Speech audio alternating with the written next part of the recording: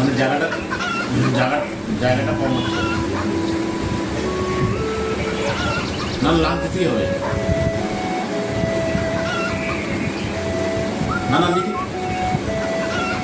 আর না বোঝার ব্যাপার নেই, তুই এক কাজ কর, ওইটার মধ্যে তাহলে ছোট্ট করে লিখে দিলাম দুর্ঘটনার মধ্যে।